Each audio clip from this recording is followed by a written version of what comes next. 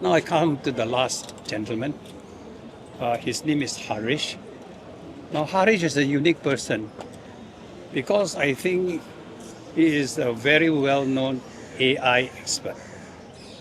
And in the technical field in that area, I would say that he's among the best. So he will be extremely important in our what they call AI programs. In fact, I remember the last time when we were talking about TraceTogether, I think the government asked him, and he asked me whether they can help or not. I said, as far as we are concerned, anything that involves country, break all political barriers, he must go and help. And he went to help them to get the TraceTogether even better. So he's the kind of person that Singapore needs. So when I saw him, when he was with me, I realized that I must keep these people together because they can, when they go to Parliament, their ideas will be very, very advanced. Because I worry that sometimes when there's too many people having the same group thinking, they may not see these different angles of the technological expertise that is available. So Harish graduated from the States, and I think he is an adjunct professor also at NTU. So he's very, very qualified. But I honestly better let him say more about this technical stuff than me. So Harish, where are you? Come. Thank you. Thank you, Doc. Well, good morning, everybody. My name is Harish Pillay. I am a contestant this time around for the GE. This is my second time. The first time I took part in 2020, and I have two of my partners here, Abbas and Wendy. We covered Tanjung Pagar at that time. So it is actually good to be able to come back together with the same trio doing more good stuff.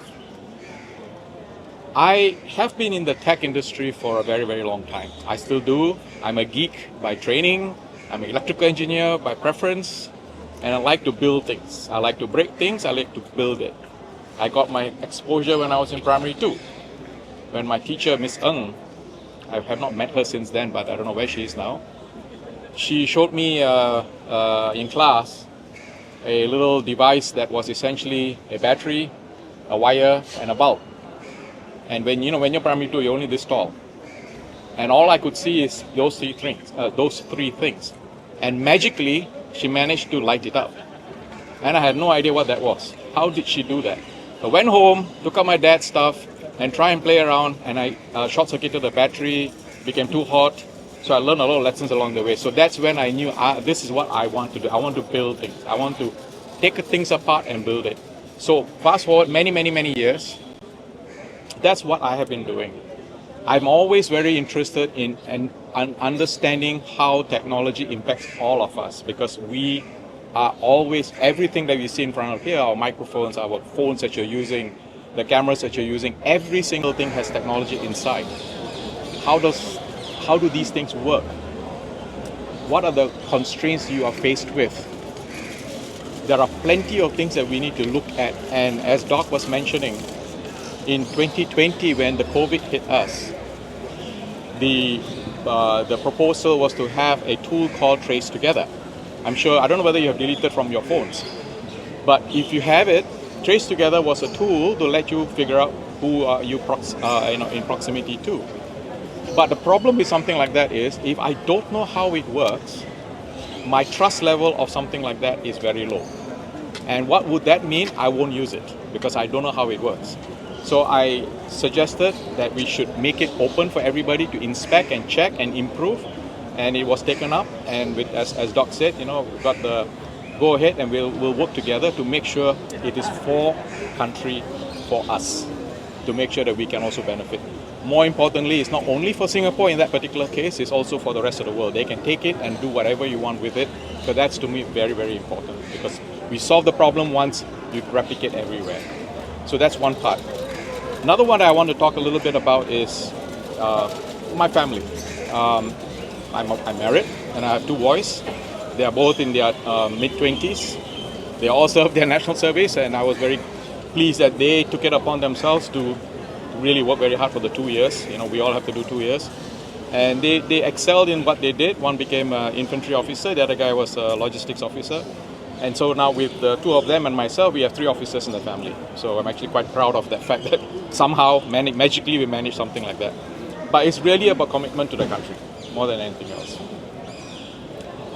Well, when I get into Parliament, and when we get our town council going, one of the things I really want to achieve, and this is what we have been working within PSP all this while, is to ensure that the town council administrative products and services are available on day one, because previous situations when there was a change in the leadership of the town council, the applications and administrative tools that they were using were stopped from access from incoming group of people. That to me is fundamentally a problem. And why is that a problem? It's a problem because 2 things. Firstly, whatever was created or running is paid by tax dollars. So now, just because there's a change in leadership, I now have to remove that and add a new one with more tax dollars to be spent. That is fundamentally not right. And I saw this happening in 2011 when Aljunied happened, and subsequently in the other GRCs that also went to the Workers' Party. To me, that is an unacceptable scenario to be in. We must be able to have continuity. In technology, in business, there's something called business continuity planning. You need to have business continuity. Where is the business continuity in something like this? So really, we need to ensure that we are able to get this working all the time, and not just because you're belonging to a particular party, therefore I can use it. If you're not, you cannot use it. I think that is fundamentally wrong. Bottom line, it is paid by tax dollars. If it's tax dollar funded, it belongs to all of us. So we have to be able to use it. So for that, with that in mind, we have been working to ensure that on day one, or close enough to day one, if we take over once we take over the town council, we'll be able to roll out the technology needed. If they're willing to let us use it, that's fine, thank you very much, but I suspect probably not. But I'll be more than welcome if they do so. But we will roll out again our own solution to make sure that this is doable. And we want to make it available for anybody and everybody to use it as well, not only for us. If other GRCs that are now being taken over by other parties as a town, from a town council point of view, we want to make it available to them as well. Why should we be the only one? We just pay once and you can use it everywhere. So that's part of the idea behind it. So these are some of the things that I'm really concerned about. Ultimately, and as Doc was saying, the challenges we have now is with the whole nature of artificial intelligence, and will that challenge the jobs that our citizens are having. This is not unique to Singapore, it's a global problem. The thing about it is, the kind of narrative that has been promoted by government, not only in Singapore, in many other countries as well, but let's just focus on Singapore, has been to get more engineers trained up in AI-related tools and technologies, which is important. You need to have that.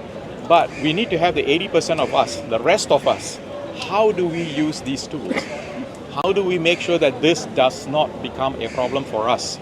Because as someone was mentioning some time ago, it says, the job that you may lose is not because you did not do anything with AI. It is because someone who did something with AI took over it. So if you don't do it for yourself and don't understand what it is, then we have a problem. So my sense of my suggestion here and my recommendation here is we need to actively engage with everybody. It's not just saying, oh, we have AI and therefore everything is done. No, it's an ongoing, continuous process. There's a lot of things, because it's rapidly changing, significantly improving. There are things that can go really very wrong, and we need to understand it. We cannot be leaving it to somebody else to make a decision for us. We have to understand. You have to be internalizing for yourself.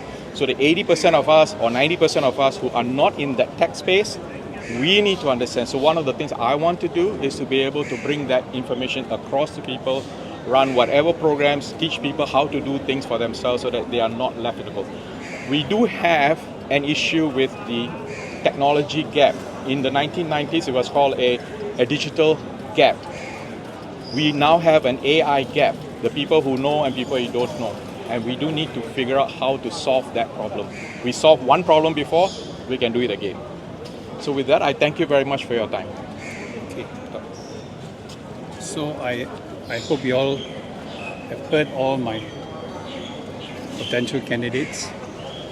I want to let you all know that we are bringing in talent, and when they get into Parliament, their views will definitely resonate amongst many Singaporeans. Now you all can ask a question.